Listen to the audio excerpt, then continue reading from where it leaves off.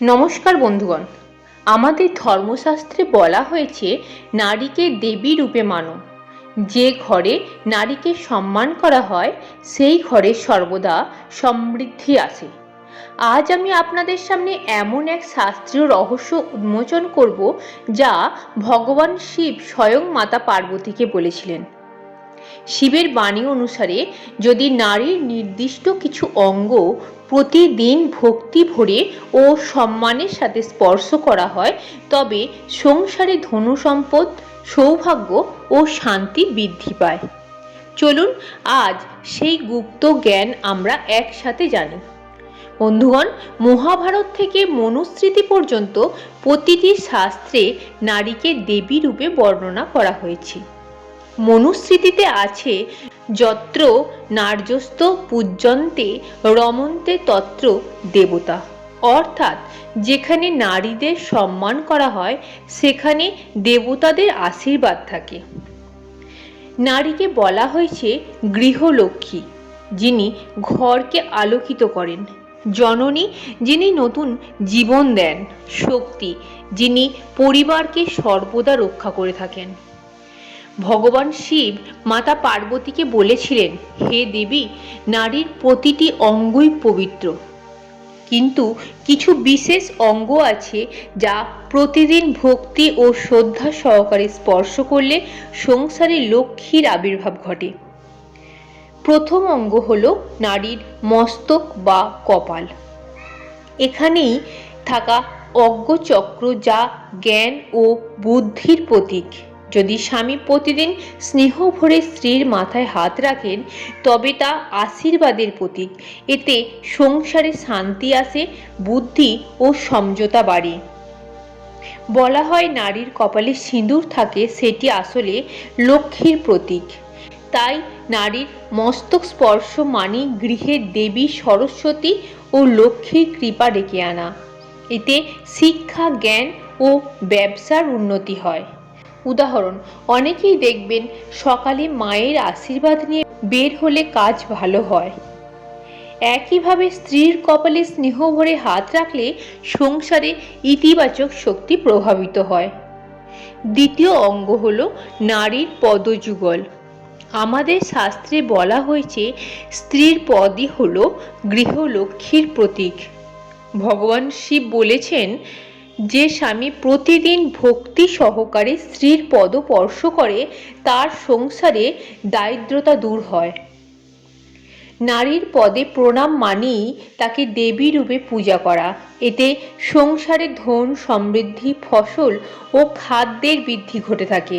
উদাহরণস্বরূপ, প্রাচীনকালে বিবাহের পর স্বামী স্ত্রী উভয়ই একে অপরের পা ধুইয়ে দিতেন। এটি কেবল শারীরিক নয়, আধ্যাত্মিক শ্রদ্ধার প্রতীক। তৃতীয় অঙ্গ হল নারীর হাত। নারীর হাতই শাস্ত্রে অন্নপূর্ণার হাতের সঙ্গে তুলনা করা হয়েছে।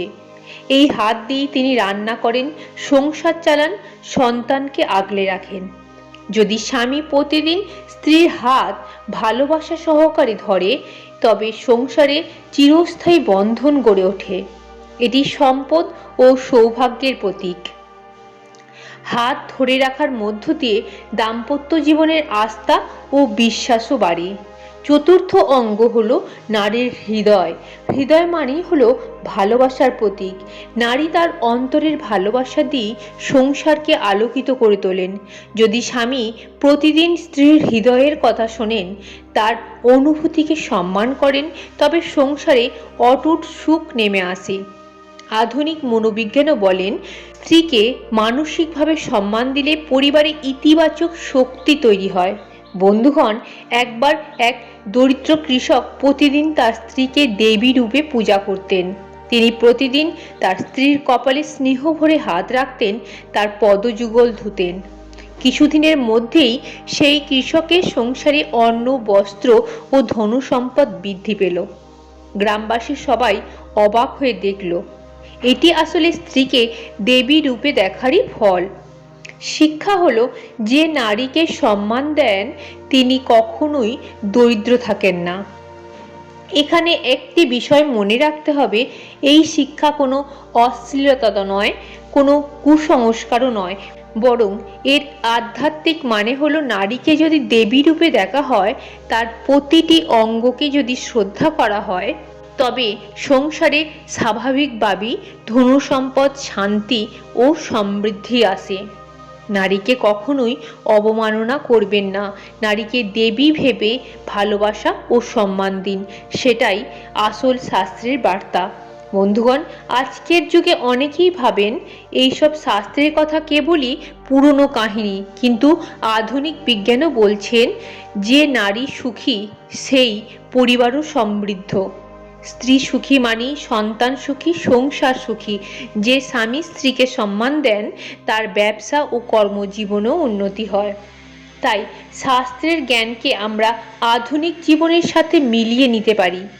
আজ আমরা জানলাম ভগবান শিবের সেই গুপ্ত উপদেশ, যেখানে তিনি বলেছেন যদি প্রতিটি নারীকে ভক্তি ও সম্মানের সঙ্গে স্পর্শ করা হয়, বিশেষ করে তার কপাল, পদযুগল, হাত ও হৃদয়, তবে তার সংসারে ধন সম্পত্তি, শান্তি ও সমৃদ্ধি আসে।